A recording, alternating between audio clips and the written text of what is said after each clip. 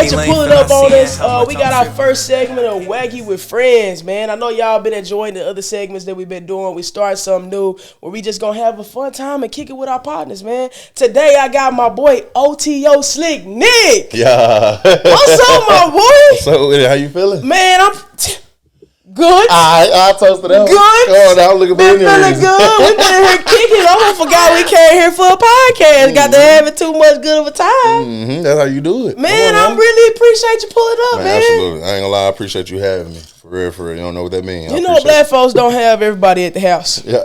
Welcome to WAGIY Studios. Come on. Hey, your location is safe with me. Hey, it's got to be. Got to be. Everybody can't pull up to your crib, but I felt comfortable having you pull up, man. That's real. It's been a long time, boy. Yeah. We went to UAPB together. Come on. UAPB was a time. Talk about it. Well, you know when they said we had a time last night. That was a real time. And of course, every time, everybody feel like that's their space, that when it was the most lit when they was there. Hands down, I think for real though. Actually, that was the lit when we was on campus. Ever. I'm gonna tell you, my freshman year, I think I'm a year older than you. Yeah. My freshman year was so lit, boy. Turn.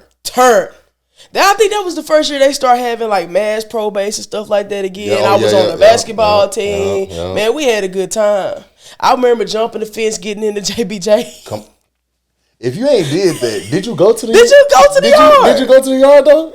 If you didn't jump the JBJ's fence, did you really go to the yard? I don't think I don't even think they really comprehend what they really look like. That's a real insider. Facts. I told I ain't gonna never forget that night. I had on my it was the night before we were supposed to go. I think we were flying out somewhere. I jumped the fence, told my warm up pants with my suit, my team suit. Never you did that. No cap. On the ball, I'm talking about toe a whole little hole in my leg. When you on that mission, you on that mission. You know what I'm saying? You got to get the mission completed. No matter what.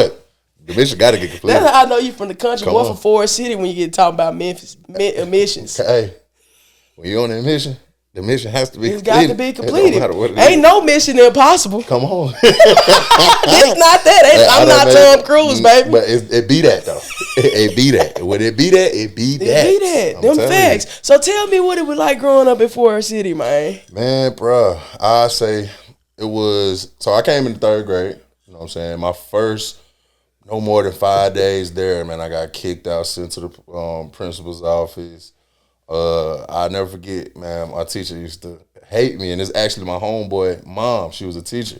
I ain't gonna put her name out there, but I love her to this day, and I think she now is respecting who I've become. But at that time, like, man, teachers would cry. When my mom had parent-teacher conference, teachers would cry when they saw me. And like one day, my mama still tell this story to all her friends to this day. Like, I used to hate to see your son come. You were cutting up on them folks, bro. But I don't even think it was. It's like it's the type of bad that piss you off. Like, I would never hurt nobody. I didn't want to see nobody hurt. I never call you out your name. I wasn't disrespectful to an extent. You were just doing shit. Just curious, and you like, why is he doing? It don't make sense. Yeah. And I'm wired. Like, in the middle of the lesson, you over there sharpening your pencil. Smart. Yeah. Like, why though? You just like, why? But I was very intelligent. That's one thing I do remember. Like, one teacher played in my face, like, let me play around the whole week. Friday came, passed the test. That would happen vicariously. Like, all the time that would happen. And I just remember, like, what is it about a student that's, am I advanced? You know what I mean? Am I advanced or am I, what's the barrier between it? Am I bad or am I just bored? So, yeah, I just remember, like, always getting in trouble. But it was never like, he horrible. It was never like, it wasn't like disrespect. It was never no disrespect. I never disrespected no teacher. Never called him out their name. I was just a lot to deal with. Yeah. This dude is busy. Man, that's one thing, like being an educator. We don't know how to keep our boys busy. Yeah. You gotta they like hands-on stuff. You gotta give them something that's gonna occupy their mind. You can't have too much downtime because they get off task. Yeah. You gotta keep the boys' minds engaged. No, for real. So you wasn't no bad kid, bro. No, I wasn't. You just what they say, busybody. I was a busybody. Boom. I was just busy. Yeah. You was a busybody. I received it. I was busy. Man, they probably say the same thing about me. First of all, my mom was gonna pull up and tear me up at school, and then gonna make me apologize to the teacher. So I would say I was too bad. I just was a class clown. I'm a comedian. See, it's funny that you say that. I actually got class clown in the yearbook. Yeah. I was a real deal class clown. Acting the fool. Like, no, for real. And some teachers would let me like just cut up. You know what I mean? Get it like, out your system. yeah, It wasn't harmful. Yeah, it was never no malice. So I definitely relate to you when you say that. Yeah, class clown for real, for real. I can see you cutting up. I can see you man, cutting still a fool. Same person. Imagine this personality at 12. Imagine in the 6th grade thugging. Come on now. That's why they ain't need us together. Principal. But if you got, you know how they used to put kids in classes and stuff. They real deal with separating the kids they knew were gonna cut up together. For sure. They would have seen our name in the same class and got offended. No, real talk. Why would the principal do this to me? No, for real. I'm telling you, like, before you even get the students in the class, you looking at who in your class. Yeah. That roster would have got took back to him. Swipe right. Get off my Swipe right. You know. Not both of them, no, absolutely not. I swear to God, that would have been, boy. Come on now. So talk to me, man. You played football, man, for sure. I remember. Yeah. Talk to me. How was it playing in the fan control football league? Man, so excuse me, it was a different experience.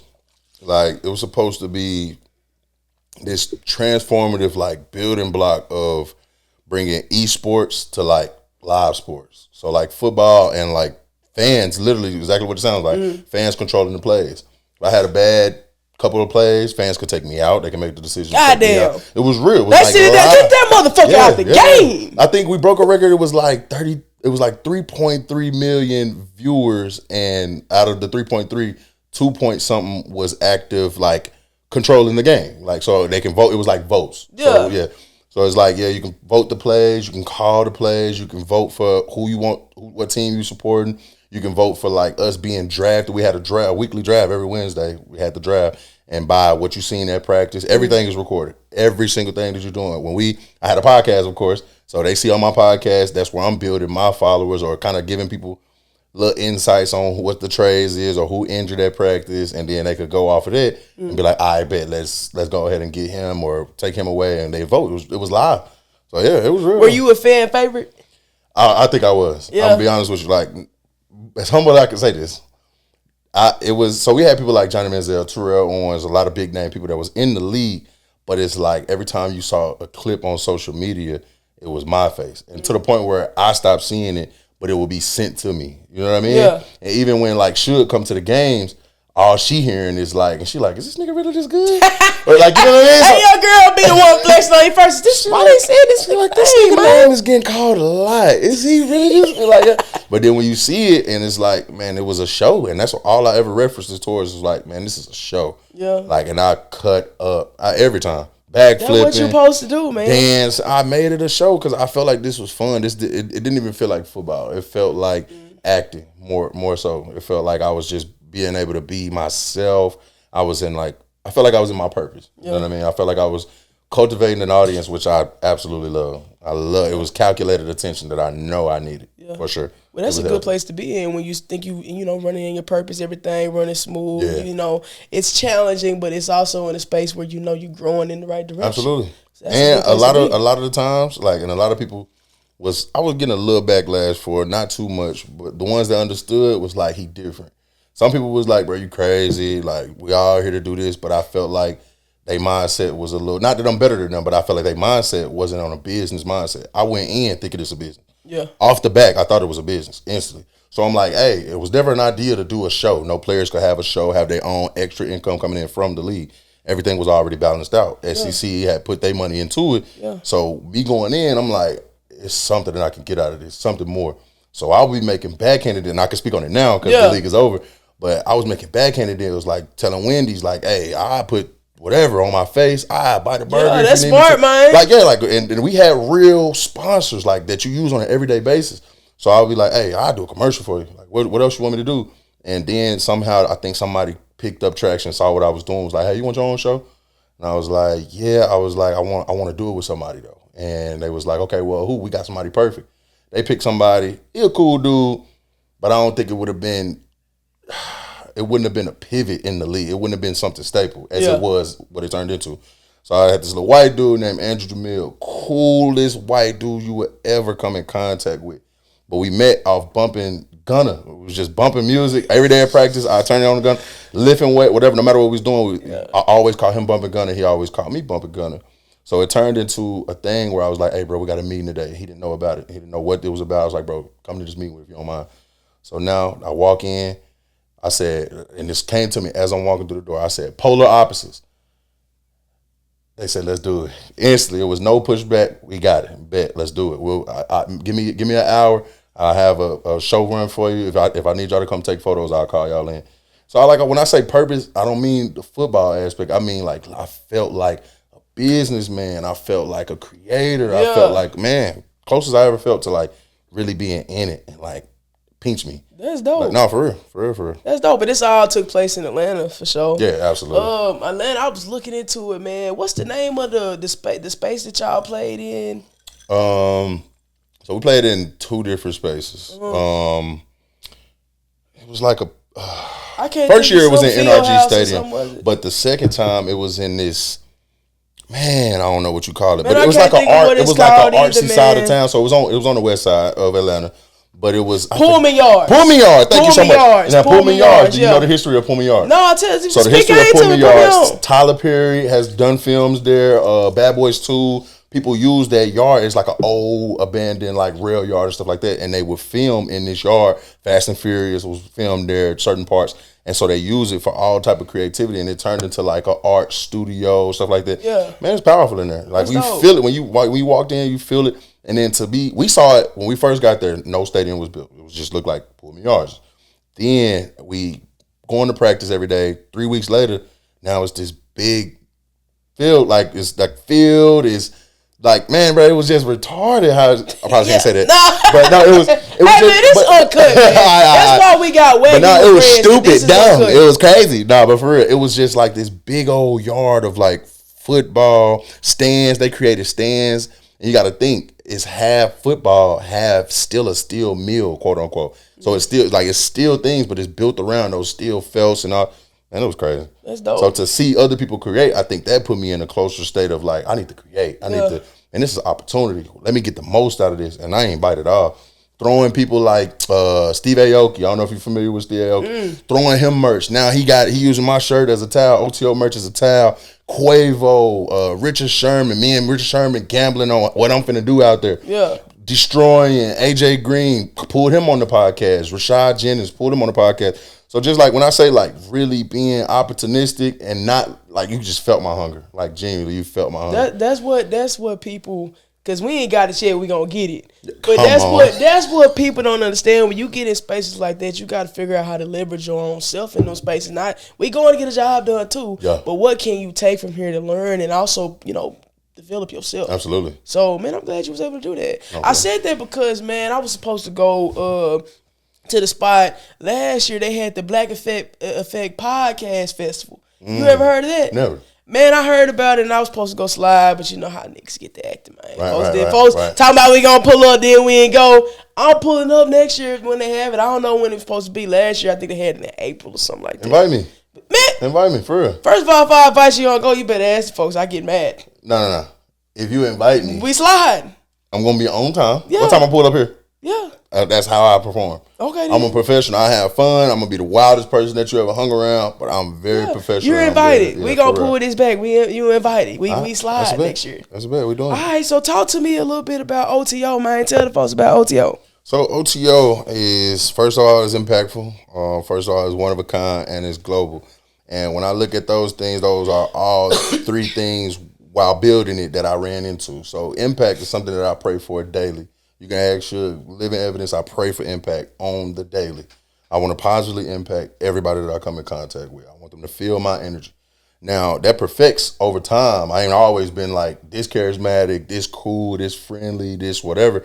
I made mistakes along the line, but still, nobody that I've ever been in contact can say that I didn't impact them in some type of way. I may gave you a piece of game. I may gave you a piece of gum. You know what I mean? But you was impacted in some type of way, and I pray for that on the daily. So, of course, I want my brand to reflect me. OTO is impactful. The global came from, I was just in the league, and of course, I'm getting these orders out. And it's nothing. It's a regular T-shirt. It's a T-shirt with vinyl printed fat ass logo on the front of it. So it's regular. But it only take one. It do though. But now you see like so for me to have like 17,000 worth of sales in like a span of 3 months, that was huge for me. That was mind boggling for me. And I'm like, bro, the shirt is so regular.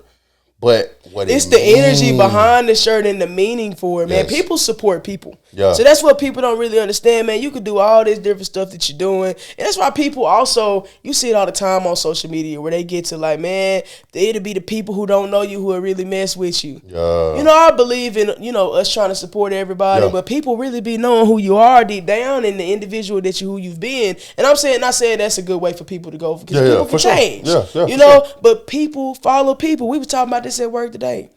People follow people. They do. So even though you know, it might just been a little your basic tee to you. Yeah. People saw the energy and the mission behind the T-shirt, which is why I took off and it sold. Yeah. It's still to this day it shocked me. I'm being real, like I was more focused on the outreach. I really enjoyed it and I love it. And how it even came about, I'm gonna give you a little bit of a backstory. I was at a tryout for the Calgary Stampeders, and that's a CFL, a Canadian Football League. And I'm at this tryout, and I got the merch. Pick that mic up for me. Oh, my bad. Are you good? Yeah, it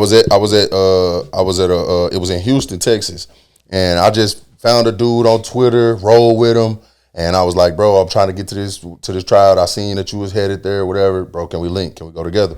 So we go together, we drive together. To this day, can't tell you his name, can't find his Twitter. To this day, damn near like he never existed, like it was an angel. And I remember like I just put only takes one, hashtag only takes one. Like, cause my coach was saying it all during camp where UAPB was on the yard. He just kept saying it all during our little summer camp. So I'm like, only takes one, only takes one. And I'm like, he was like, bro, let me tell you something. When you're going into this draft, when you're doing all this, I just want you to know it's 32 teams. Only one gotta like you. He was like, you might shake hands with the son of the towel dude. He might be the son of the GM. Only takes one. I don't care how you get in. It's back doors, it's windows. You just get in. Just get in. So I just kept that. And so I put it on a T-shirt. Lo and behold, I do well in my eyes. I didn't get picked up, but I do well in my eyes. They was looking for receivers, but I'm a DN. So I do well. Afterwards, like a dude like, bro, that shirt hard. Let me get that. It's just all black with white print. I'm like, bro, hell no. Are you crazy? Like, man, I was offended. Man, get out of here, stupid. But after that, I'm walking over to my partner and I'm telling him, like, this dude, like, kind of like, man, get a load of this guy. That's how I'm telling him. I'm like, bro, trying to. He had to check you, though. I'm like, bro, he on some weird, he asked for my shirt. And he like, oh, you tripping. Yeah, give him that shirt, said, bro. That means something to him. He said, you sweated in it already. You just did a whole camp in this and you sweating in it and he asked for it. It means something. Bro, whatever you doing with it, it might not be for you. It might be for somebody. Click right then and there. Light bulb went off right then and there. He's a good friend, man. He's not a friend. I don't know. It's like the nigga never. No, I just. That's the same dude. Yes, yeah. I'm in the hustle. I'm in the bustle. I was broke trying to any way I can get there. Saw he was going. I'm like, look, bro, I see you coming from 3 hours away from me. This on the way, man. Yeah. So yeah, I just tagged along. That man could have anything. I'm gonna tell you what that man was, bro. That man was an angel. You get what I'm saying? I'm trying to tell you, God just be sprinkled. Hey, what's the Salt Bay? Bro, it's so real. I'm not playing. It's so real. I literally found, like, I was just giving away buku merch, and I was just trying to find this dude. Like, I gotta, if nobody else get a shirt for free, he gotta get he getting 5 shirts. I don't give a damn. He getting whatever he need. This dude started this whole thing technically. Yeah. Can't find no recollection of no DMs, no mess, nothing. As if this man never existed. Yeah. Never. I done told that was an angel. I done rolled with an angel. I done told you what it is. I done got all the way to Houston. From Arkansas with an angel. With an angel, bro. Whole time you ain't know. No, for real. Real talk. Show the folks the shirts you pulled up with, man. I can't wear I can't wait to wear my shirt. I got a little something I'm talking about I want to wear it to school tomorrow. Like I'm a little kid. Come on. Yeah, I'm two-turned. Yeah, take that out the rapper form. I'm two-turned. I really been watching for a long time too. Yeah, man. And I ain't even gonna hold you. I'm one of them niggas. I gotta look at it for a while before I want to buy it. Do your thing. Do your thing. I'm two-turned. Check me out. Don't tell me I'm extra proud about it, man. I ain't gonna lie to you. I'm real proud about it. I'm too psyched. Yes. I love the colorway, shout out to Suge. Shout out to my beautiful fiance. She is the reason why I dropped this. Like I told you, I was more focused on the outreach part of it. But she was like, nah, if you really want people to start investing into it and watching it and believing in it, Like, make it a little bit fashionable. And I was like, all right. So I started being having a good woman on this your, logo. on your She team, designed bro. that. She designed it. Not the one on the front. I had a guy who I met in the league. I had him design it for me. But yeah, she created the back. Yeah, it's dope, man. I really love it, bro. Yeah, man. Puff print. I can't wait. Tag on the sleeve. Come on now. I can't wait to wear it. Get a feel. Yeah, I used to get up on it. I was on that thing like it was velour. Hey, I'm telling you. I'm telling you, man. OTO is impactful. OTO is one of a kind. OTO is global. Man, I appreciate you letting us get one, man. WAGIY really, like I said, you've been watching us, we've been watching you. So it really was, it was bound to happen for us to be kicking. I thought I was just watching you. Keep it a buck, bitch. I thought I was just watching you. I swear to God. Not lying. I swear to God, I thought I was just watching you. He on here gas like, I'm being real. Have I ever told you that she was watching us? I only said that, I've been watching they pod for a while. Man, I'm telling you, I've been watching. I love the gear. And I think you just pushed out something saying, black companies, apparel companies don't last longer than 3 or 4 years or something like that. And you done made it. 6 years. Yeah, 6 years. 6 years. You done made it. Hell, they talking about? No, for real. We ain't got shit. I got a Shopify update the other day. Said you are in the top 16% of the business that started when I started. Yep. That's dope, man. Congratulations, bro. For real. Congratulations. That's something to be proud of. I'm super excited for you, man. I appreciate it. Well, let's roll into it now. This is a more fun segment. Come on. Where we really get to This is what I'm really here for. This to keep it above ground. Now we gonna get to arguing over here in a minute. We go shot for shot. Come on now. This to keep it above ground. Okay. Pop culture unpopular opinions. You tell me where you sit on it, and I'm gonna tell you where I sit on it. All right. Will Smith slapping Chris Rock was really blown out of proportion, bro. I can partially agree.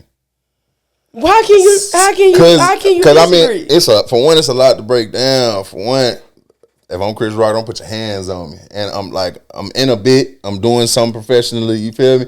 For you to be a professional, that was all the way out of line. So for him to be a professional here, really trying to get off on my wife out of line too. Cause I'm finna show you better than I can tell you. I feel you. I ain't mad at that. And I can't say, who knows. He was hell for getting up there and slapping. That's all I'm saying. But them trying to do the cancel culture was really too far. Yeah, that was definitely far. It's still Will Smith. Let's be realistic. But I definitely, me personally, we gonna have a talk. Cool, not cool. Off the back, we're gonna have a conversation. So you would have waited till they got off the stage. Really. Yeah, that's how I handle any conflict. I ain't finna I don't want nobody. Will had to take it back, man. Say he from Philly. See, and that's another thing. I feel like that was a point which lately he been trying to prove that point. He extra Philly. You know what I'm saying? I mean, I don't know him from a can of paint, but I feel it. Like, if the man had got up there and got to talk about my wife, and he had already told you to chill out, and you really going in, my wife got a medical condition, you're really doing too much, I'm finna come up here and I'm finna slap you. That's what you on. I might do it too. I ain't gonna lie. I might would have slapped you. Keep it all the way above. All the way above. I probably would have I probably would have started talking crazy from my seat first. Okay. They would have zoomed in. He did that though. Yeah, but see, keep your name. Keep my wife's name out your fucking mouth. Yeah. And he ain't stopped. So he came up there. It was a joke. Yeah. I don't give a damn. We not playing about my wife, bro. You don't matter. If it was Obama, it don't matter. You getting smacked. Especially my wife whole medical condition, and you out here trying to get off on your jokes and shit. And then because they supposed to be like on some type of friends, you doing too much. So I'm finna throw a monkey wrench in there. Then turn around. You did all that for what? When he got slapped, he didn't do nothing. He stopped, didn't he? No, but I'm saying off the flip side, now are him and Jada together now? I don't know. You did all that. First of all, him and Jada always on some type of timing like that. That's just their relationship, bro. You mean to tell me a man get to talking crazy about Suge no matter where you and Suge sit? First of all, no, put yourself in the shoes. First of all, y'all, no matter where she sitting in your life at that moment, bro, I'm finna handle this. First of all, that's very different. This is Suge we talking about. We talking about Jada and Will. That's Jada and Will. I'm slick. Didn't J. Cole say, I want that Jada and that Will love? Yeah, then he took it back. So that's totally different. They still got mentioned now. They know. No. I would bench press. Stop. Oh, exactly. So now you in your feelings because we didn't put your feet in the shoes. You gave me a different perspective. I get it. Okay, all right. Now let's move on a little bit more pop culture, unpopular opinions. Okay. Captain America being black is really whack. And I'm going to tell you why it's whack to me. I don't want to be Captain America. America don't love me. America can care less about who I am. First of all, they mad to this day. All the Marvel fans hate that Captain America is black. So I don't want to. I know Marvel trying to be with the DEI and trying to be inclusive. And I really think it's a great way to try to make it be acceptable. Yeah. But they don't love him. So I feel like it's two ways, right? Off the bat. You absolutely right. I think it's a corny move. One, very corny, especially coming from your fan base. They like, now me being black, I love it. I want to see a black superhero. I love it. I don't want to see Black Captain America. I don't want to see. I want to see Captain Nigeria. I get Captain Nigeria, Captain Africa. Not going for the Captain America. Why though? Get into it. Why? Cause I'm saying he gonna be the captain of a country that don't. They don't love you. Like, come on. Let's be realistic. Let's be realistic. I'd rather would have been captain of the YNs. I don't know. Captain Canada. We ain't doing. Absolutely not. Absolutely not. I'm on Can't do it. I don't want to be captain of the country that don't love me. What I'm trying to say y'all for. No. Another opinion. Reality TV really lost its way after Flavor of Love. You watch Flavor of Love? I was in and out. I was an outside kid. Flavor of Love was so fire, boy. That's when New York, when that girl spit on New York, she said, poof. And she wore her out. You ain't never seen that clip, bro. I gotta pull it up for you after the pod. Man. She'll be making references like New Jack City. She showed out when she spit on her. That's what hoops. They had hoops. They had. Nah, I remember hoops, but only because. Oh, Delicious. Yeah. Delicious was like the first one, like it was like super thick, and we was little kids, so we didn't really know about all that. But it was all natural. Yeah. But it's been whack since then, man. I think they got what Rags do, Riches, and all that stuff now. Yeah, man. She had me watching that. Bro. She had me watching that a couple days ago. What you think about Sherelle? Horrible. I don't like her as a person, man. Baby, you like Sherelle? We're going to have to talk about that after the podcast. I don't want to get to arguing with you. I ain't trying to create no functionality. I ain't going to get to beefing. I don't care anywhere on site, whoever. Sherelle lame, bro. I don't like that, But reality TV ain't the same no more. I used to watch Love and Hip Hop and whatnot. Again, I blame her. Yeah. Like she'll just have it on. Bro, trying to act like he hard, like he wasn't sitting there. No. I'm going to keep it a buck. It's a lot, like, even, like a lot of the pop culture references I wasn't really even aware of because like New Jack City, never seen. Well, I ain't gonna say I never seen, but I never sat down and watched the entire thing. Promise you. I'm for real. Friday, probably like at 23 years old, I fully sat down and it had my whole attention. I had ADHD. It's a lot of movies. Okay. If you don't get me by that first, like, you feel me, have something in there that get me, I'm with it. But if it don't got me in that first 30 minutes or to an hour. Bro, what's your... I'm scared to ask you. Whew. Shaky. Come on, talk to me. He's shaky. Talk to him. What's your favorite black movie right now? Well, black classic movie. What's your favorite? The Wood? Hands down. Okay. Yeah, The Wood. Okay. Keep it a buck. Money talks. But, it wasn't really like a staple, like all black, just black ass, blackity, blackness. It wasn't that, but it was a great, like, that was my, that put me on to Chris Tucker. Okay. Versus like Rush Hour, Friday. I ain't really fooled with, I wasn't smoking. Yeah. So I never smoked in my life. So I ain't fooled with the Friday Smokey and I ain't fooled with that. But on Money Talks, I've been a hustler my whole life. So you can relate I can relate, that. You know what I'm saying? I feel you. Yeah, I can relate to that. Okay, I was scared to ask you that, my boy. I ain't gonna you good. You remember when we was kids, man, and on Friday, Saturday night, the whole, like, everybody go see them horror movies? You don't remember? Y'all ain't do that in Forest City and whatnot? Everybody link up and go to see the same movie. I feel like horror movies were scarier then. They whack now, bro. Yeah, I feel like they BS. I wouldn't say, they BS. Yeah, they trash, man. Either that or did you get too old? Like, did you lose the magic? You get what I'm saying? Yeah, you might be on to something. Did you lose the magic? Cause think about us. Think about Jordan Peele in his bag. All the scare except for Nope. Definitely that was weird. Except for Nope was a little weird. I really didn't. I tried to pretend like I got like you it. Got it. You one of those. They got to ask me, and I had to pretend I got it. No. But it was just so weird. I really don't got it because I can't tell you now. As soon as you asked me what it was about, I was like, nope. Nope. That's it. Nope. Did you understand that movie? Nope. Yeah, I don't know. But he definitely was in his bag with us. Get out. Crazy. I'm not gonna lie. Worst decision I ever made, but best experience I ever had. Taylor Port in the movies. You hell. Get Out. You was at when he was falling. On my mama. I was falling when he was falling. That might sound crazy. I'm so serious. Yeah, you was off the Taylor Port. He falling and he in the sunken. I'm sunken. No lie. I'm in the sunken place too. Real talk. You felt it. Real talk. Sunken place. I ain't tell. Wait, same thing. Taylor Port. It'll do it to you. It'll do it to you. I see. Real talk. But scary movies. I ain't never had that. Back to what you were saying. Scary movies nowhere near like. But then again, it do give you a contraceptive. Like, what is it? Is it the quality of movies, or are you growing up and losing the magic? It might be. Yeah.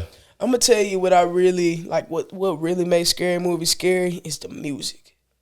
The shit that's going on in the background when it get quiet, and then it just got a slow build up, and then it be like, ah! Yeah. It get scary.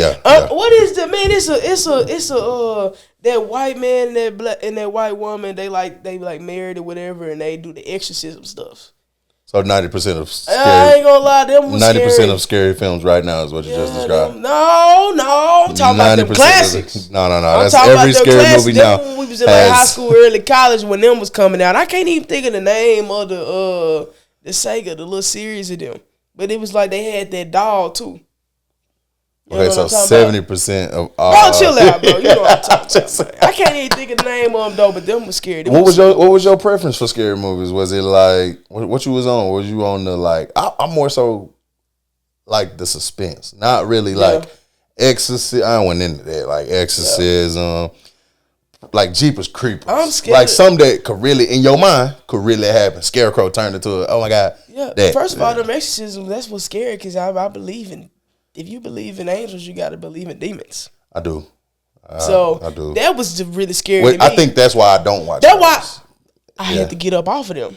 Them had you waking up in the middle of the night really screaming. Nah, for real. On the bowl. You on the song. Yeah, I had to stop watching them. Nah, for real. But if you talk about suspense stuff, I really like suspenseful movies. Yeah, I like you got to figure it's all come like like you got to figure out what's going on. It all come together at the end, and you like, damn. I like them too. Yeah, I like them too. All right. Last one on the keep it a buck. Mike wasn't wrong for going off on them folks at that table on why do we get married. He wasn't wrong. Time and a place. Huh? Time and a place. They done set up and talked about Mike all movie. They did, but like time and a place. Mike wasn't wrong. Time and a place, bro. Time and a place. First, I'm not saying Mike was right for what he did through the movie, but they was sitting up and talking like, Angela, your homeboy got to check his wife, man. Why is Angela coming at me like this across his table in front of company? Why is she doing all that? Yeah. And then Mark is just sitting there. And then he's trying to tell him, no, don't say nothing. Mike wasn't wrong, bro. Because he told him, Marcus, get your wife. Didn't he tell him like 2 or 3 times? He did, though. He did. I give you that. It's wrong, though. Still wrong. I'll tell you, don't go nowhere with me. You calling it out like that? Stop playing. You ain't calling it out like that. Stop playing with me, bro. I'm finna tell him. You not calling it out. All y'all hide. I'm finna let all this out. You finna empty the clip. I might. Fireworks finna go off. All this beautiful moment. They done blew up all of my business right here at the table. I might tell everybody business in here. Okay. I might, because don't play with me like that in here. I think from my perspective, it's understood. I still think it's wrong. I think it's time and the place. Like time, but at the same time, how you saying? Y'all all so they weren't wrong for sitting up talking about it's a time and a place. It is. It only takes one moment to piss him off.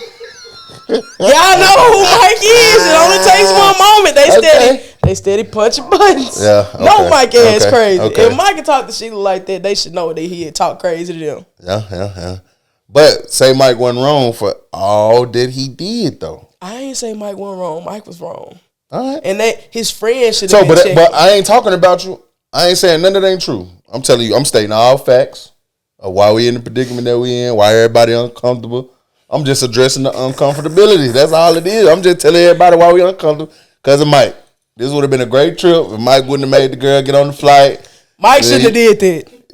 Mike should have had his jump off, his wife friend, ride on the flight with him, and then he gonna have his wife drive. Mike was wrong for that. He should have had both of them. But Mike wasn't wrong for snapping on them folks at that table.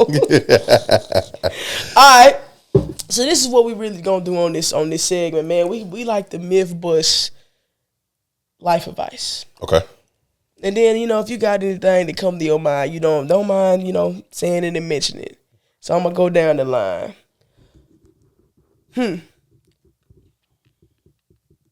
you believe in it takes a village? Does it take a village? I think it took a village to raise me for sure. Hands down. Do it take a village for the generation now? Man, nah. I say nah in a way. But it do though. But it don't. Well, why you say nah? I'm gonna let you go first. I say nah because not everybody in a position to tell somebody like now with how everything has been exposed, everything has been illuminated.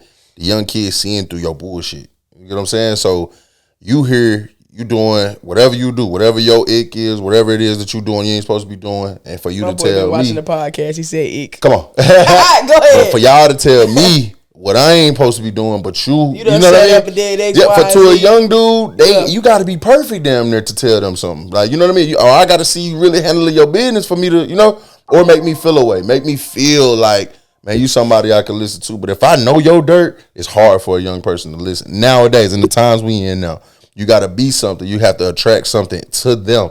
It don't matter. You could be the most shootingest dude in the world. They may look up to that. But whatever it is that they look up to, your whatever it is that you attain, that they look up to, that's what make them susceptible to listening. Yeah. But that's unfortunate. Back in the day, we used to listen to anybody. A crackhead could tell you back in the day to get right. My mama, he done dropped some fire heat. Come on. A crackhead back in the day, a crackhead could have told you something good and you would listen. Yeah. Back in the day though. It's different. Yeah. I can see about, that being different, but I really don't think kids, we talk about this all the time as an educator, kids ain't different, parents different.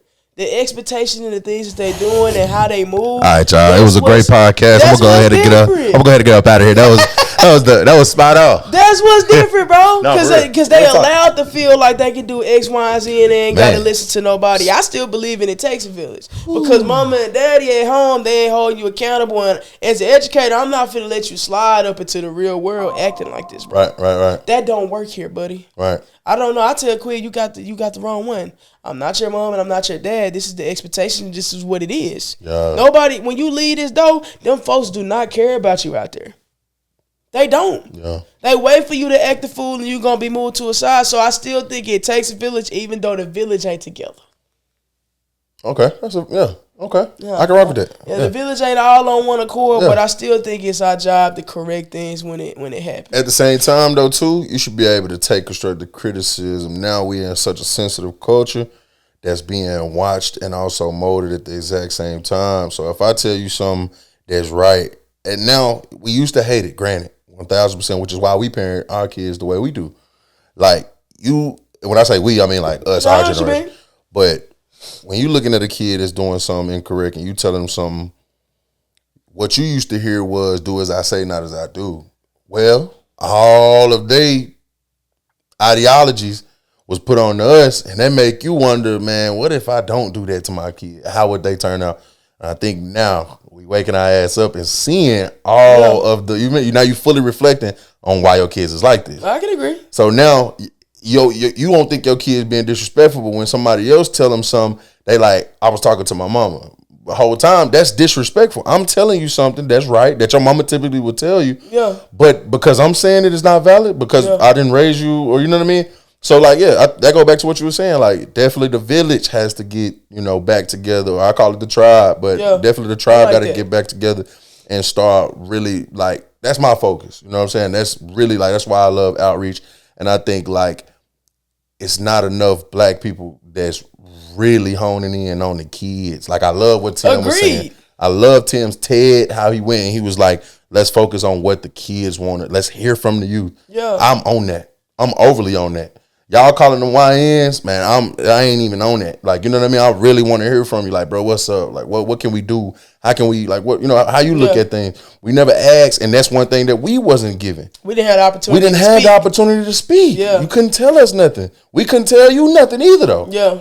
So anytime we come with an idea, or it's just, man, shut up, you young, keep living. Bingo. You know all the sayings, man, keep living. You ain't old enough to know. So it's like, but I could have saved a whole lot of trauma, of generational curses. I could have fixed a whole lot. But yeah, man, that's you spot on though. As you say that though, I definitely believe in giving kids their own voice and letting them express themselves and letting them talk to you. I think that's something, like you said, that was missing in our generation. Yeah. Imagine, bro, if we had the opportunity to like really bond with our people around us by being able to be listened to and heard. No, for real. Bro, we'd be some different beings. No, I'm gonna tell you right now. First thing that come to my mind when you say that is how we cut people off. It's so innocent. It seems like so innocent, but it's certain people who really have a knack for it subconsciously, just because you felt like you wasn't heard growing up, or you like my mom does it, and she was the youngest out of 11. So if she grow up feeling like she was never heard, and then she raised kids, and now we all arguing over, like, trying to overtalk each other. So now I get in a relationship with somebody was the only child, and she was always heard. They've been talking to each other. I can say whatever, and I can get it off in a short sentence. Meanwhile, I felt misunderstood, so everything I'm saying, I'm overly explaining, and I may say it 3 times and double back again and really try to prove my point when all I had to say was that first sentence. And now you fully, but like you don't understand it until you get around somebody else and you start learning that this not the only way to be raised, or this ain't the only way to fix a situation. There's other ways out there. So yeah, you on something. You definitely on to something too though. We on to something. We ain't got it yet. But we gonna get it. But I promise we gonna get it. That bottom line. And I think our generation is really learning. I think our kids, when they come, they gonna be a little bit better. It's some geniuses out there. Like, this younger generation, I'm seeing a lot of creativity. I'm seeing a lot of ingenuity. I'm seeing a lot of innovation. So I think it's definitely like, it's going to be hella good or hella bad.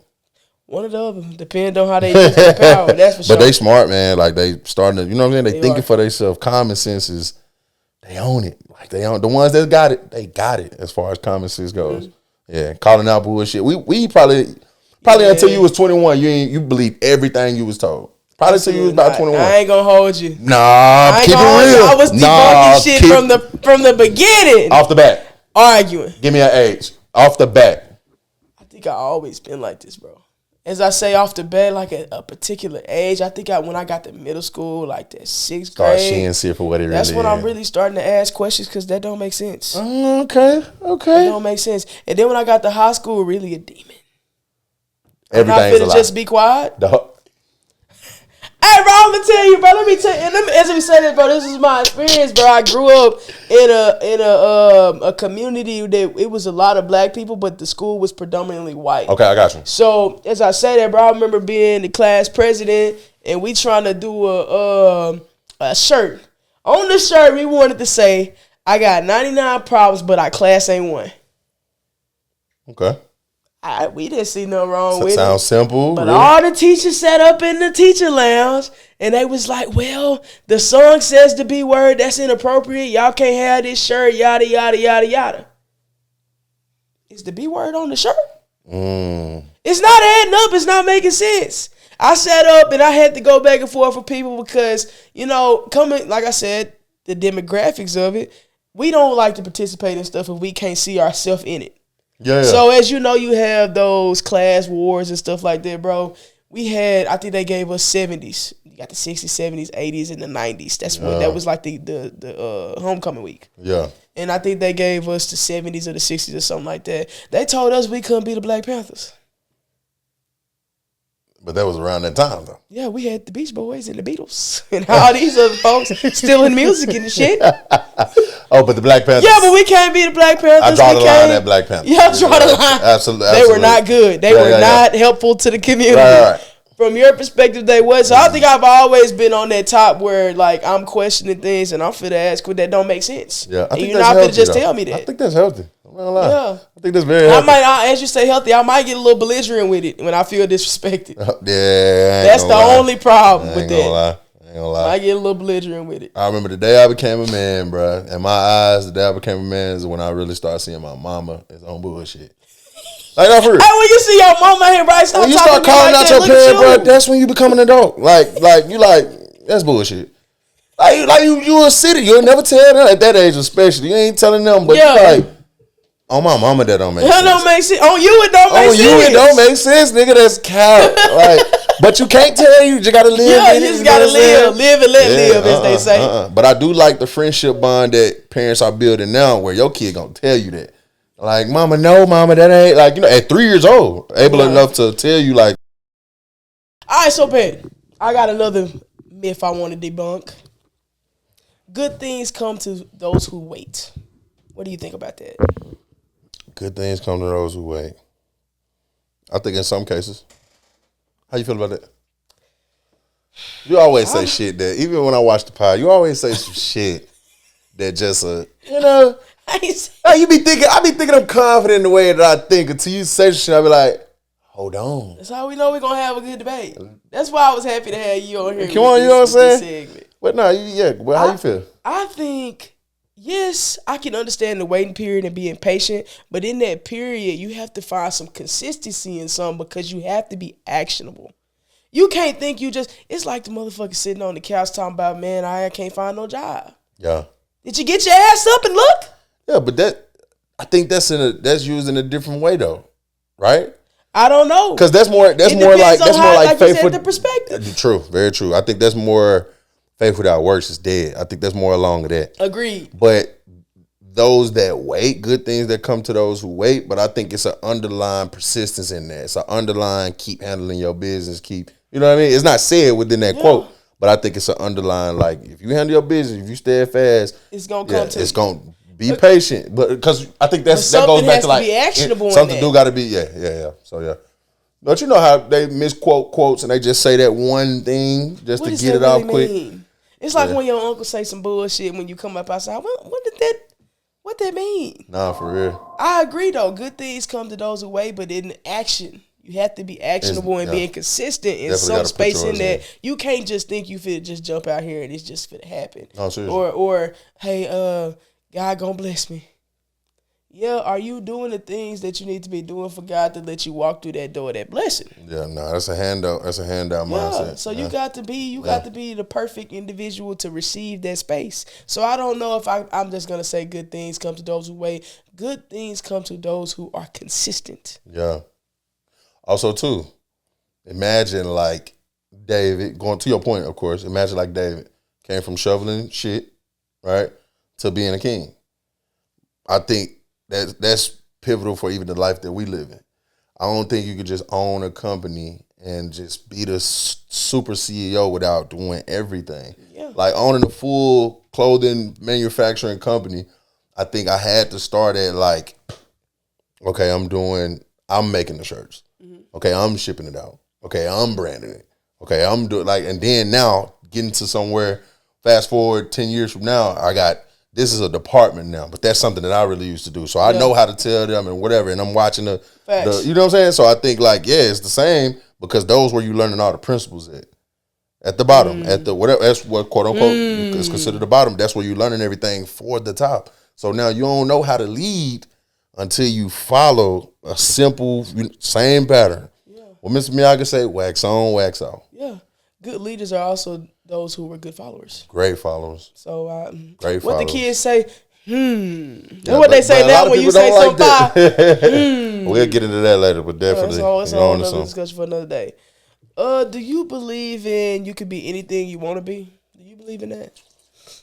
I believe in anything that I want to be. Because I control what I want to be, and I know what I want to be. Yeah, the things that I put in my mind that I want to be, yes, I think I could be.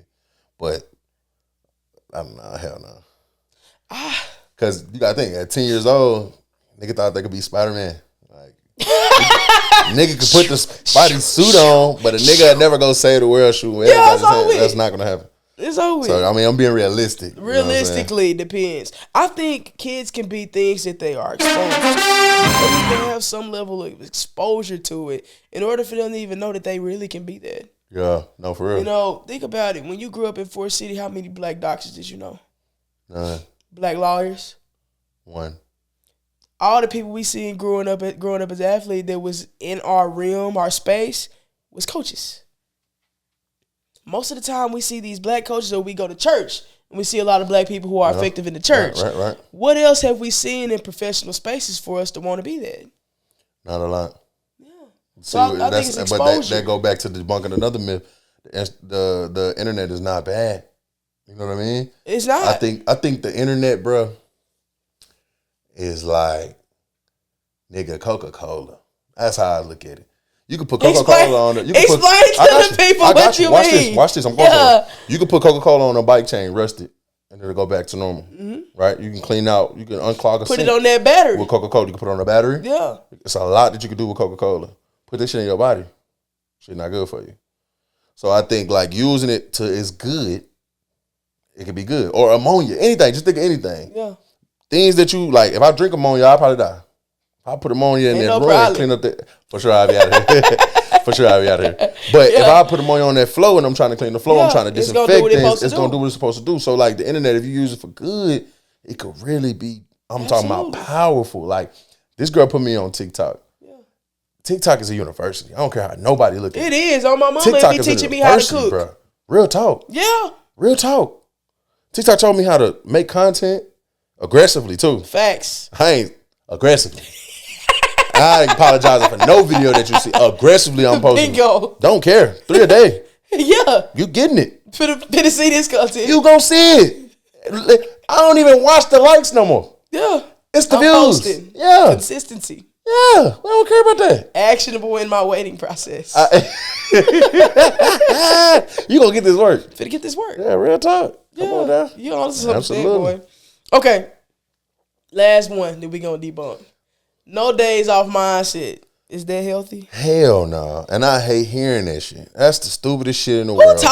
Who said that shit? Man, bro. And had everybody thinking and that. I'm so glad that was something we started saying in our community. No days off, bro. Bro, man, if it's nothing else that I wanted you to talk about, and I didn't know that you was gonna say that, by the way, but I appreciate you even bringing that up, bro.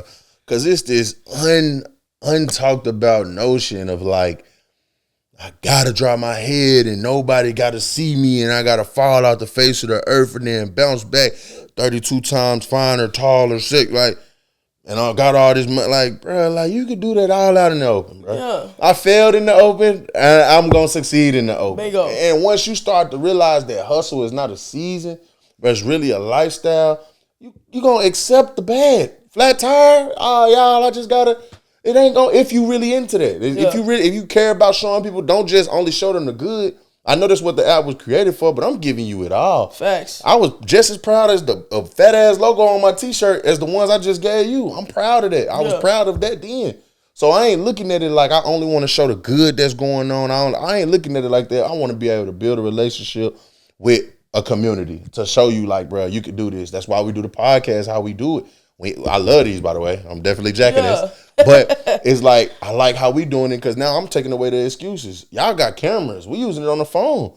So why is you creating an excuse? What's the excuse? Let's get to it. Let's do it. It's no reason why you. Then people like, oh, I can't make content. I don't know how to work it. Bro, they got templates. Hell, you sit up and you slide on TikTok and you watching Instagram. Bro. You watching. See, that's the difference between the 1%ers, though, bro. Yeah. 1%ers gonna go out their way to learn what they need to learn and do what they need to do, bro. Yeah. 1%ers are built to excel. They want to actually make it. Some people want it, and some people gonna do it. But is it what do you feel like that is? Is it a gene that I have or a person like that has, or is it something that's developed? I think that's a good way to put it. I don't know if it's a gene or if it's a mindset. I think it's developed in your experiences. And as you start to find your own identity, and it's a intrapersonal thing. Yeah. And I think like things outside, those things help build who you truly are. I think when you say gene, or fails, regardless. Bottom line, when you say gene, that's a good way to put it, but I don't know if it's a genetic thing or if it's a mindset that was created through your experiences, through your identity and you learning yourself and the experiences that has cultivated that. I can't tell you, bro, for real, when I was like, oh man, I want to be at the top of this, I want to be the best at everything that I do. That's me. That's just who has been me from the beginning. But no, nobody ever pushed that. Nobody put that in you. Ain't nobody put that in me, bro. I'm so just that a competitor. makes me feel like it's a gene. That's why I said that's a good way to put it. I don't know if it's a gene or not, but I just know I always been like this. Yeah, bro. You know how when you was in school, bro, you get the N or the S or the U on your report card. Y'all ever get them? Right, yeah. The satisfactory. Yeah. You know what I'm saying? Bro, I ain't gonna never forget it, bro. I got a U in PE because I was in there doing too much. Just off the rip. But it's like when you say it could possibly be a gene, but that's just the difference between 1%ers, bro. 1%ers gonna get it regardless. I'm gonna learn what I need to learn. Yeah, and this is what I'm trying to debunk at the end of it is I don't want to be talking to my young people out here and making them feel like, because I get this a lot. I get DMs and it's like, man, bro, like, bro, you chosen, or bro, you got it, bro, you doing it, bro, I don't want the focal point to be me. I don't want you to think that I'm doing it because I'm some supernatural thing. I try to dumb things down so tough to where you feel like, man, anybody. Yeah, a lot of people get offended when, like, so say like I'm LeBron. A lot of people get offended. Like LeBron may get offended if you be like, man, I could do that. I don't do that. That ain't me. That ain't how I was raised. I do the craziest shit in the world and then still let you know, like, bro, you could do that shit. Facts. Now, the it might be a very thin line, but how tough it is to do it or how easy it is, but you can do the shit nonetheless. Like, as long as it ain't like you being tall, you can't be this tall if you already 5'4". You just can't do the shit. But something that I've accomplished, a milestone that I've reached, they can do the same thing too. Your pathway just gonna be a little bit different, and if you really want it, you got your doers. You got your warners. Yeah, man. It's a mindset, bro. So, I guess it is a mindset, but I be feeling like you could develop it. You know what I mean? Like, I think that's what I don't feel like I was always this focused. I don't feel like he was always this focused, this sharp. I'm sure, like, over time, it was some. Definitely, I was too. I'm not lie to you, I made some mistakes, bro. I bumped my head a couple times. Which goes back to your experiences and the change of that mindset through what you've experienced. Yeah, but there's people that have been through worse shit than me, who don't think like I do mindset wise or driven wise. They okay and accept it like, all right, 9 to 5 is where it's at. And I ain't shitting on 9 to 5. I work. Like, I work 9 to 5 and I do all this too. You get what I'm saying? But it's people who don't believe in, like, why do extra? I can go get beer whenever I want. People like that. So that's what I never understood that. Like, you can have the most, but you're okay with, like, this is great. I just want to make $100,000 a year and I'm straight. I'm great. This is life. Yeah. And I don't think at no age have I ever understood that. Now, that may have been my goal. I can't wait to, oh my God, like, that's going to be great. But I don't think I've ever, like, that's my pinnacle. You know what I mean? So I never understand when people look at it as a pinnacle. Never understood that. Yeah. My parents never fucking understood that ever in my life. I've never understood when you are, like, that's the limit. That's your cap. Yeah. Bro, you tell me I don't even have no goals set like that. I ain't you on some, boy. No, I'm telling you. Because I don't have no goals where I'm like, oh, I want to have this amount of money. Yeah. Or I want to do this or do that. None of my goals are even set at targets like that. You got to, though. But this is another thing, and sure you know this too, I'm not biased with my goals. You know what I mean? So no one is more important than the other one. Now, some may take a little bit more nurturing than others, like reading the Bible or my relationship with God. Now, that's all, I try to make them all, like, priority. Like, obviously, your relationship with God is very important. But I'm saying, when it come to, like, all right, some people, like, super, like, man, I got to get this, bro. I'm finna get this money, or I'm straight on money. But you big. You're obese, or you know what I'm saying? Or you got a health condition. Right. You steady eating cheese or whatever that you're allergic, like, you know what I mean? This messing up your body, or this the reason why your face is breaking out, or whatever. You steady doing the shit that's hurting you. That's what I'm trying to say. So when we put one thing as a focal point that bothers me, like, oh, I got the most. Yeah, but let's work on your professional development. What else is going on that we can be focused on too? You get what I'm saying? And we was just watching, right before we came, we was just watching Pop the Balloon. Yeah. And it was embarrassing. Like, I fear, like, being that type of male that, like, I got to show everything I got, and then when you asking me questions on, like, what can I bring, I'm just strictly talking about money. Bro, that's the last thing I'm going to talk about. Man. And that may be the first thing I offer, but that's the last thing I'm going to talk about. I'm going to add the real value. Man, when you hurt and I can talk to you. Facts. We can go through something together and I got you. And that's platonic. That's actual, my beautiful relationship. That's whatever. Like, I can let you know, like, look, this the value I can add. Like, what real value can you add? Mentally, physically, spiritually. I'm going to get your ass up. We're going to go to the gym. Whatever. Like, so I don't know, bro. That bothers me a lot when it's you have a conversation with nobody and they all about just cheese. That's their main goal. Man, I gotta lock in. And it's like, there's other shit to life. I get it. Money is definitely necessary. But weights can't pay the bills. It goes back to that mindset. 1%ers. All right. You ain't never gonna understand it. You ain't gonna never make it make sense. So that's been debunked. Apparently, I'm a 1%er. 1%er, bro. And it only takes. It only takes one. All right. No wordplay on it. Yeah. Hey.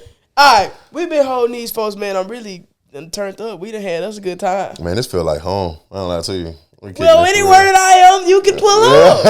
I'm telling you, this right here don't stop with the podcast, bro. It's comfortable. And we definitely gonna slide to the Black Effect Festival when they have it again. We on it. Okay, so I usually end the regular WAGIY episodes with, the weekly heat. You watch the podcast. Yeah. Put us on game, bro. Give us some advice for the week. Don't be afraid to play the 2-man. I think everybody in the culture that we live in, everybody want to be the boss. Everybody want to be turned up. And the biggest misconception of the phrase, I want to build my team so strong that you don't know who the boss is. I think we all look at it or typically the misconception is we all gonna have it. But I don't think it's that for me. For me, is we all gonna serve. We all gonna do whatever needs to be done. No matter I don't care who got the most. I don't care when it's. So us four, we got, let's say you got your own thing, she got her own thing, I have my own thing. When it's my turn to do an event, I'm speaking or whatever, she might be greeting. You might be, all right, here, let me collect this, let me go. She might be doing sound or whatever. So now when you look at it from a team perspective, like, and I thank God for football because that's what really helped me start thinking like this. That was something that I reverted back to, was my training. So now I may not be the best receiver. You might be the best receiver. I may not be the best thrower. She may be the best thrower. So now when you take that and you break it down to a playbook of business, she might be cold at finances. Let her do that. That's not you. So now she's the number one. So we having a meeting about accounting or financial. That's where she step up. You play the role. Man, when you start looking at everything from like a role, like a movie, an actor. I mean, I think everybody should do acting. 100%. First, you know how to express yourself. You learn expressions. Yeah. You learn body movement, body language, facial language. You learn all that. That was actually my major when I first came to UPP. Yeah. But I want people to like really understand roles. So like, you're not gonna always be the main character. That's a fact. You're probably not. But it may be a role that I can't play. I may be too big for it. I may be too black. Yeah. You know what I'm saying? They may need a female. Yeah. You get what I'm saying? So it's like just play the role. When we get this script, no matter what the script, play the role. No matter what you think is 1, 2, 3, 4, play your role. Play the role. Everybody got a space in the role to play. I like the way that you use it though. As a leader, I try to serve the people amongst me. Yeah. If I take care of them, they gonna take care of me. Simple. Whatever you need to get your job done, if I help you do that, you gonna get your job done, which helps take care of me. Yeah. So that word serving that you used, that was solid. Yeah, and I'm on that. And don't be afraid to play number 2. I like that, my boy. I appreciate you pulling up on me, man. Absolutely. We done had us a nice little drink. Come on. A nice little night. Had a good time. About to pour another before you leave. It got to be had. Well, I appreciate y'all pulling up on us on our first segment of WAGIY with Friends. Peace. This life has been a struggle. I'm still out your milk and pure. Cause I be damned if I don't get it for my children's children. And that's real.